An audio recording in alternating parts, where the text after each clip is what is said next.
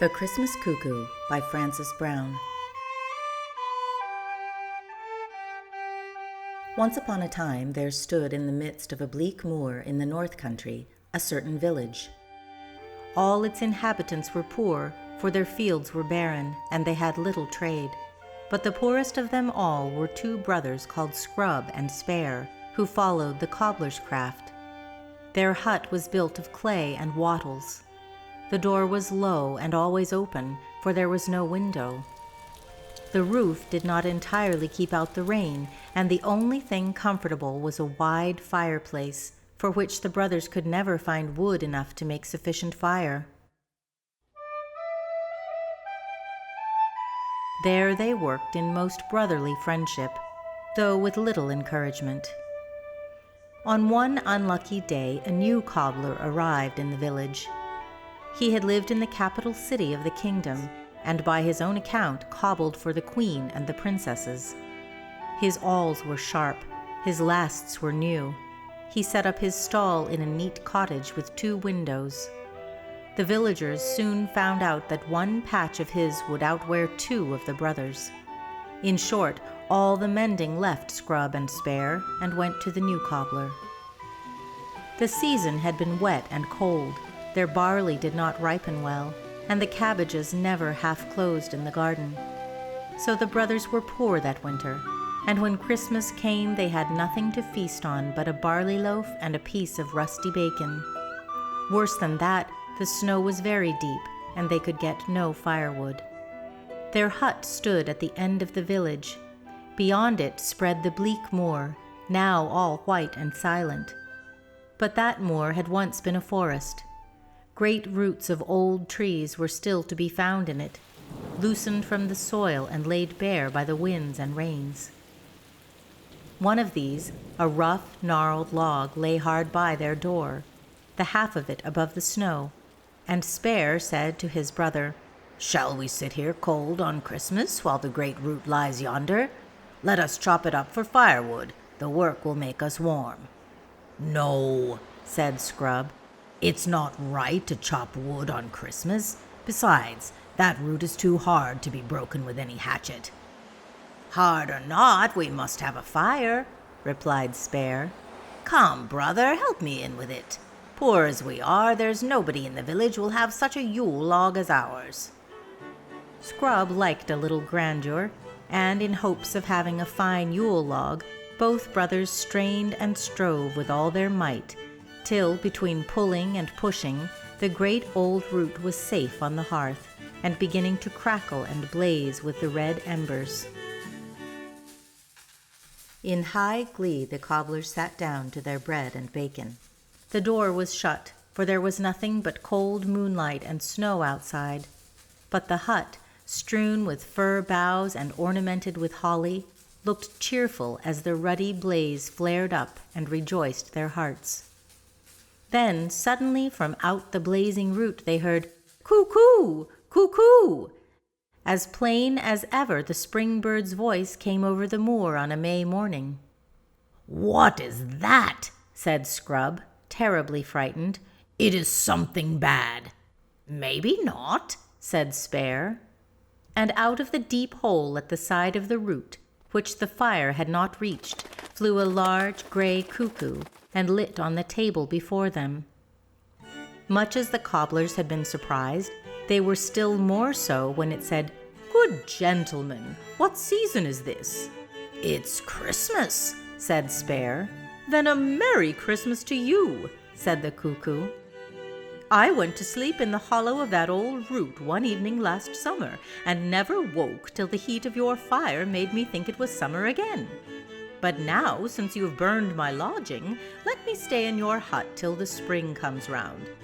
I only want a hole to sleep in, and when I go on my travels next summer, be assured I will bring you some present for your trouble." "Stay and welcome," said Spare, while Scrub sat wondering if it were something bad or not. "I'll make you a good warm hole in the thatch," said Spare. "But you must be hungry after that long sleep. Here is a slice of barley bread. Come, help us to keep Christmas." The cuckoo ate up the slice, drank water from a brown jug, and flew into a snug hole which Spare scooped for it in the thatch of the hut. Scrub said he was afraid it wouldn't be lucky. But as it slept on and the days passed, he forgot his fears. So the snow melted, the heavy rains came, the cold grew less, the days lengthened, and one sunny morning the brothers were awakened by the cuckoo shouting its own cry to let them know the spring had come. Cuckoo! "Now I'm going on my travels," said the bird, "over the world to tell men of the spring. There is no country where trees bud or flowers bloom that I will not cry in before the year goes round. Give me another slice of barley bread to help me on my journey, and tell me what present I shall bring you at the 12-month's end." Scrub would have been angry with his brother for cutting so large a slice, their store of barley being low, but his mind was occupied with what present it would be most prudent to ask for. "There are 2 trees hard by the well that lies at the world's end," said the cuckoo. "One of them is called the golden tree, for its leaves are all of beaten gold. Every winter they fall into the well with a sound like scattered coin, and I know not what becomes of them. As for the other, it is always green like a laurel. Some call it the wise and some the merry tree. Its leaves never fall, but they that get one of them keep a blithe heart in spite of all misfortunes, and can make themselves as merry in a hut as in a palace." "Good Master Cuckoo, bring me a leaf off that tree," cried Spare. "Now, brother, don't be a fool," said Scrub. "Think of the leaves of beaten gold. Dear Master Cuckoo, bring me one of them." Before another word could be spoken, the cuckoo had flown out of the open door and was shouting its spring cry over moor and meadow. The brothers were poorer than ever that year. Nobody would send them a single shoe to mend, and Scrub and Spare would have left the village but for their barley field and their cabbage garden. They sowed their barley, planted their cabbage, and, now that their trade was gone, worked in the rich villagers' fields to make out a scanty living. So the seasons came and passed. Spring, summer, harvest, and winter followed each other as they have done from the beginning. At the end of the latter, Scrub and Spare had grown so poor and ragged that their old neighbors forgot to invite them to wedding feasts or merrymakings, and the brothers thought the cuckoo had forgotten them too, when at daybreak on the 1st of April they heard a hard beak knocking at their door, and a voice crying, "Cuckoo! Cuckoo! Let me in with my presents." Spare ran to open the door, and in came the cuckoo, carrying on one side of its bill a golden leaf larger than that of any tree in the north country, and in the other side of its bill one like that of the common laurel, only it had a fresher green. "Here," it said, giving the gold to Scrub and the green to Spare.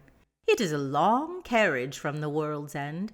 Give me a slice of barley bread, for I must tell the north country that the spring has come." Scrub did not grudge the thickness of that slice, though it was cut from their last loaf. So much gold had never been in the cobbler's hands before, and he could not help exulting over his brother. "See the wisdom of my choice," he said, holding up the large leaf of gold. "As for yours, as good might be plucked from any hedge. I wonder a sensible bird would carry the like so far." "Good Master Cobbler," cried the cuckoo, finishing its slice, "your conclusions are more hasty than courteous. If your brother is disappointed this time, I go on the same journey every year, and for your hospitable entertainment will think it no trouble to bring each of you whichever leaf you desire." "Darling cuckoo," cried Scrub, "bring me a golden one." And Spare, looking up from the green leaf on which he gazed as though it were a crown jewel, said, "Be sure to bring me one from the merry tree." And away flew the cuckoo. "This is the feast of all fools, and it ought to be your birthday," said Scrub. "Did ever man fling away such an opportunity of getting rich? Much good your merry leaves will do in the midst of rags and poverty." But Spare laughed at him, and answered with quaint old proverbs concerning the cares that come with gold, till Scrub, at length getting angry, vowed his brother was not fit to live with a respectable man. And taking his lasts, his alls, and his golden leaf, he left the wattle hut and went to tell the villagers. They were astonished at the folly of Spare, and charmed with Scrub's good sense, particularly when he showed them the golden leaf, and told that the cuckoo would bring him one every spring. The new cobbler immediately took him into partnership. The greatest people sent him their shoes to mend. Fairfeather, a beautiful village maiden, smiled graciously upon him. And in the course of that summer they were married, with a grand wedding feast, at which the whole village danced except Spare, who was not invited, because the bride could not bear his low-mindedness, and his brother thought him a disgrace to the family. As for Scrub, he established himself with Fairfeather in a cottage close by that of the new cobbler, and quite as fine. There he mended shoes to everybody's satisfaction, had a scarlet coat and a fat goose for dinner on holidays.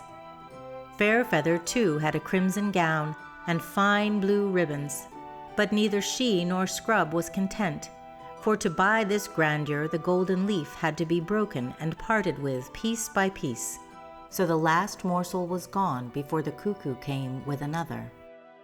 Spare lived on in the old hut and worked in the cabbage garden. Scrub had got the barley field because he was the elder.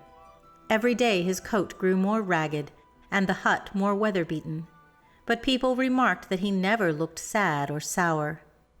And the wonder was that from the time anyone began to keep his company, he or she grew kinder, happier, and content.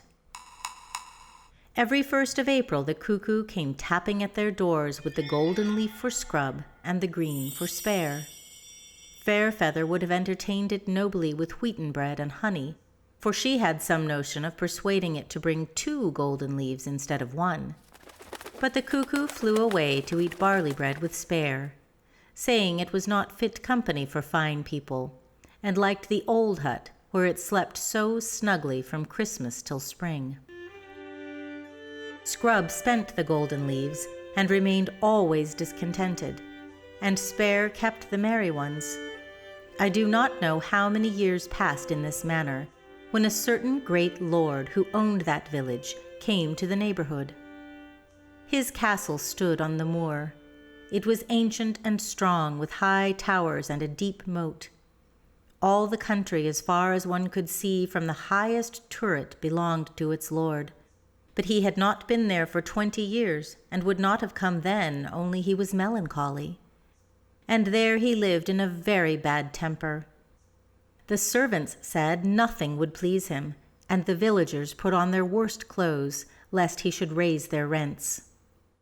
But one day, in the harvest time, his lordship chanced to meet Spare gathering watercresses at a meadow stream, and fell into talk with the cobbler.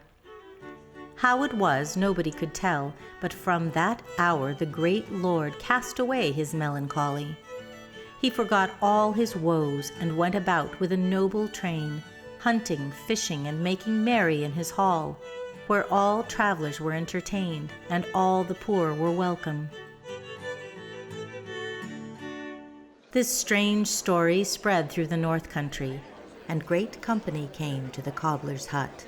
Rich men who had lost their money, poor men who had lost their friends, beauties who had grown old, wits who had gone out of fashion, all came to talk with Spare, and whatever their troubles had been, all went home merry.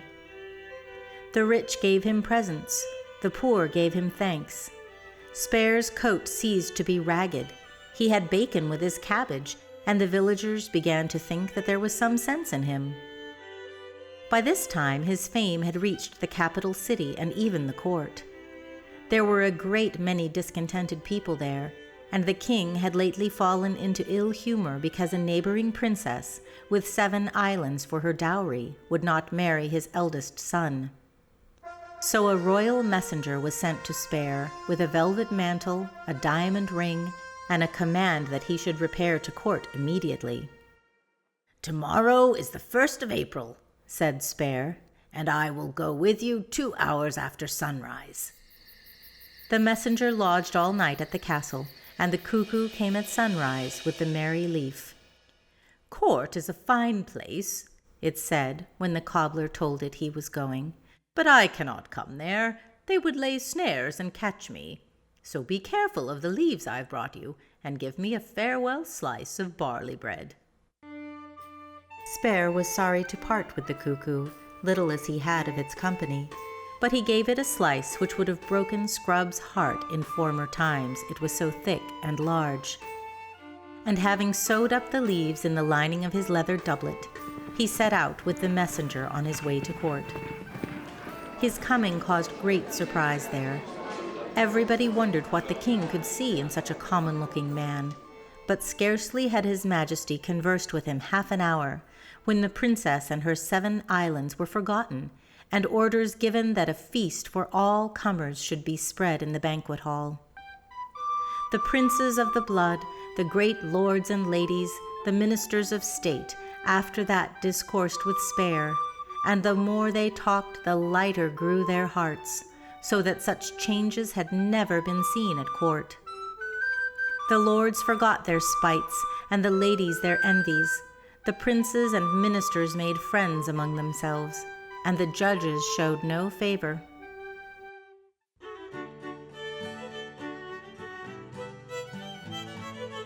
As for Spare, he had a chamber assigned him in the palace, and a seat at the king's table. One sent him rich robes, and another costly jewels. But in the midst of all his grandeur, he still wore the leathern doublet, and continued to live at the king's court, happy and honored, and making all others merry and content.